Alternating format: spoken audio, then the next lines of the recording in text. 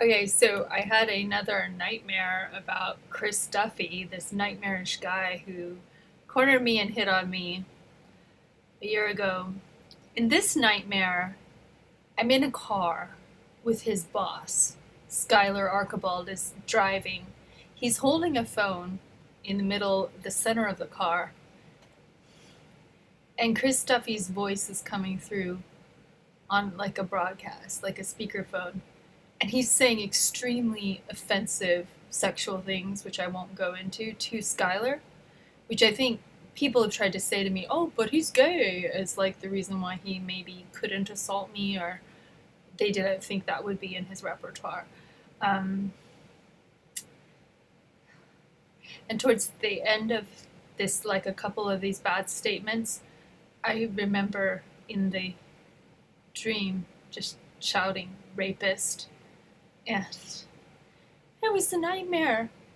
But even though it sounds terrible, what was interesting is that the secondary traumatization that occurs when there's institutional failure, like the district attorney doesn't charge, or the police don't write the report, or whatever this, proposed institutional failure is.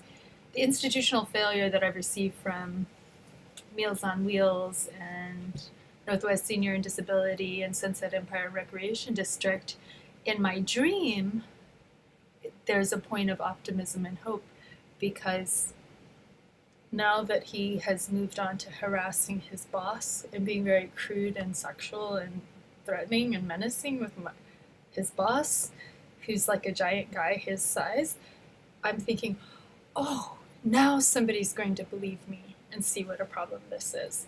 So that was the bright side of the creepy nightmare.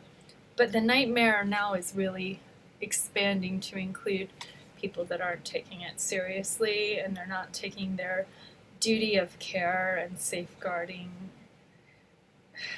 and mandatory reporter status seriously to protect vulnerable people who should not be exposed to a sex offender or sexual assailant for 1 second.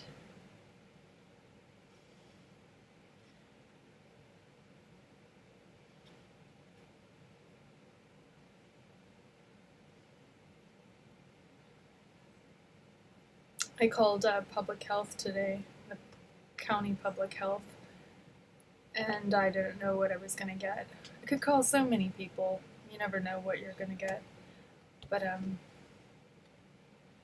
it's puzzling to think that someone would threaten you with herpes, basically, and then attack you in a rapey pose and pin you down and crush your ribs and pinch your arms and pin your legs so you can't kick them and make you very afraid that you would be raped and transmitted with herpes and or killed. And that's just not taken seriously enough to merit an immediate detention, arrest, prosecution. So what's up with the district attorney's offices? They're very busy with their manslaughter and their heroin and their robbery of the Dairy Queen or whatever they're very overwhelmed with. But for me, I see the greater duty of care to expand to that reference point of why on a daily basis are people going to the Bob Chisholm Center and being exposed to someone who would use and abuse his status as a care worker for senior citizens to dupe naive people into hanging out with him when he had nothing but predatory and violent intentions to attack someone who was not willing to be engaged in anything consensually with him. And that he would admit to wrestling and tussling someone. I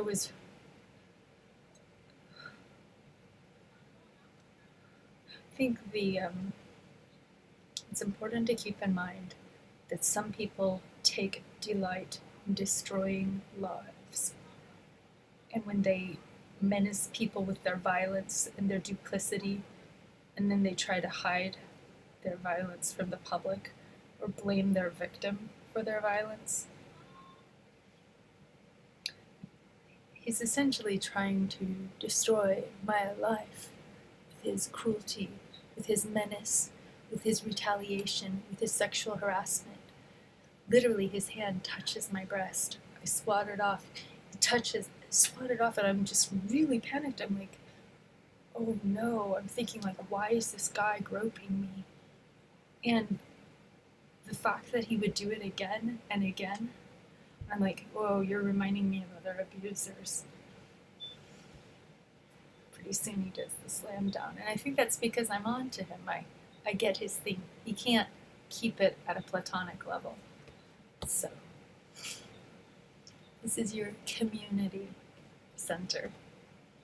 And your senior citizens who are low income are going to eat there. And currently, Clatsop County doesn't seem to have a pulse.